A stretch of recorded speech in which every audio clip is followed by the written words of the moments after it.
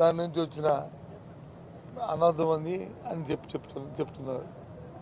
ఏదైనప్పుడు కూడా చాలా దురదృష్టం.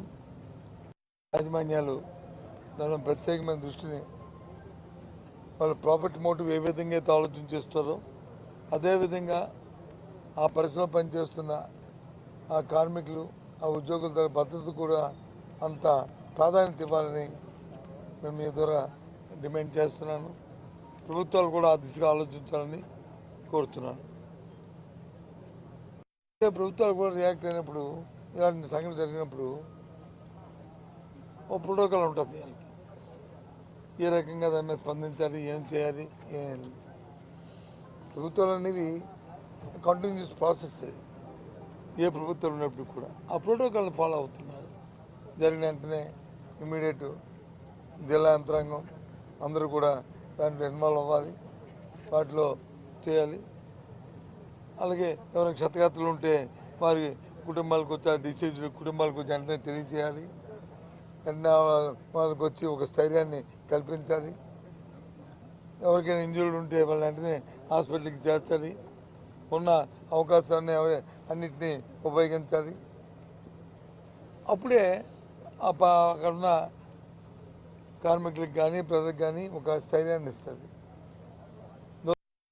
నేను కేజీహెచ్కి వెళ్ళాము, మేము అందరం కలిసి మొత్తం అందరం. మా పార్టీ ఆదేశించింది. జగన్మోహన్ రెడ్డి గారు రేపు వస్తున్నారు. మమ్మల్ని ఈరోజు వెళ్ళి ముందుగా చూడమంది. ఎందుకు ఇన్సిడెంట్ జరిగిన వెంటనే ముఖ్యమంత్రి అందరూ వస్తున్నారు కాబట్టి ఆ నేపథ్యంలో డిస్టర్బెన్స్ లేకుండా మీరందరూ వెళ్ళి చూడండి అని ఇందుకే మేమందరం మార్నింగ్ నుంచి చూస్తున్నాం. ఆయన చూస్తున్నాం. కేజీహెచ్కి వెళ్ళాం. అక్కడ 17 మంది చనిపోయారు. ఆ ఫ్యామిలీస్ ఉన్నాయి. వాళ్ళందరూ ఒక ఊరు వాళ్ళు కాదు, ఒక జిల్లా వాళ్ళు కాదు, ఒక ప్రాంతం వాళ్ళు కాదు. ఉత్తరాంధ్ర ప్రాంతం సంబంధించిన అన్ని జిల్లాల నుంచి ఉన్నారు. కొంతమంది ఈస్ట్ గోదావరి నుంచి కూడా ఉన్నారు. వాళ్ళ బాధలు చూస్తుంటే వర్ణాతీతం. కనీసం వాళ్ళని పలకరించిన నాదుడు లేడు, వాళ్ళని మాదార్చిన మనిషి లేడు, వాళ్ళకు ఒక గుక్కడు మంచినీళ్ళు ఇచ్చిన మనిషి లేడు. ఇక్కడ ఎవరు చూస్తే చాలా బాధ అనిపించింది. బాధ కలిసిన తర్వాత మరి యంత్రాంగం ఏం చేస్తుంది? ఇంత పెద్ద వ్యవస్థ ఏం చేస్తుంది? అది కాదు కదా, అది తప్పది. అలాగే హాస్పిటల్ దగ్గర కానీ దాన్ని కానీ అవి చేయాలి.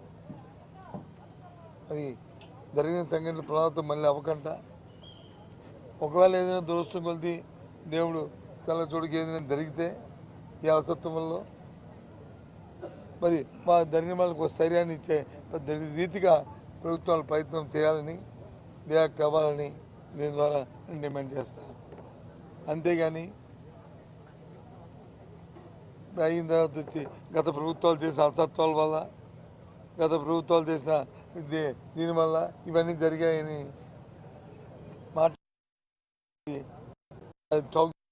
మాటల్లాగా ఉంటాయి. పెద్ద తరహా మాటల్లాగా ఉండవు. ప్రభుత్వంలో నడుపుతున్న అధినేతలు చేస్తున్న మాటల్లాగా ఉండవు అవి. దయచేసి అలాంటి మాటలు కట్టిపెట్టండి. మీ చేతిలో అధికారం ఉంది, మీ చేతిలో యంత్రాంగం ఉంది.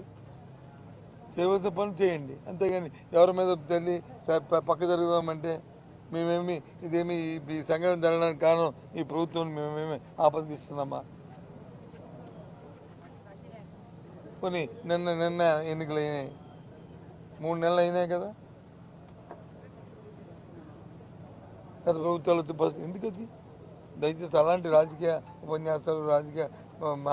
ఉపన్యాసాలు మాని ప్రజలకు వచ్చే ఒక స్థైర్యాన్ని ధైర్యాన్ని కల్పిస్తూ రాబోయే తరంలో ఇలాంటి మళ్ళీ సంఘటనలు జరగకుండా ఉంటూ మరి యంత్రాంగం అంతా కూడా అప్రమత్తం ఉండి ఎప్పుడైనా ఏం జరిగితే వెంటనే ఉండాలి. లేకపోతే మరి వ్యవస్థ ఊరుకోదు అనేటట్లు ఒక హెచ్చరికగా ఉండేటట్లు ఉండాలనేది నా తాలూకు అభిప్రాయంగా మీ ద్వారా తెలియజేస్తున్నాను. ఓకే, రేపు జగన్మోహన్ రెడ్డి గారు వస్తారు. అక్కడ ఎయిర్పోర్ట్లో 9:30కి ల్యాండ్ అయ్యి అక్కడ నుంచి మరి అనకాపల్లిలో ఉన్న హాస్పిటల్లో ఉన్న ఎవరైతే ఇంజూర్డ్ పర్సన్స్ ఉన్నారో అందరినీ కూడా ప్రతి ఒక్కరిని కలిసి మళ్ళీ ఇక్కడికి మరి మాకు అంత అనిపించలేదు. అందుకని అక్కడ నుంచి తిరిగి మళ్ళీ వాళ్ళతో మాట్లాడి మళ్ళీ మీతో మీ ప్రస్తుతం ఇంటరాక్ట్ అయ్యి అక్కడ నుంచి మళ్ళీ బ్యాక్ టు మళ్ళీ ఎయిర్పోర్ట్కి వెళ్ళి మళ్ళీ బ్యాక్కి వెళ్ళిపోతారు 10:30 మీతో ఇంటరాక్షన్. మీతో అక్కడ ఇక్కడ అనకాపల్లి ప్రేమ దగ్గర మీతో మాట్లాడతారు ఆయన హాస్పిటల్ ఉంటా. Thank you.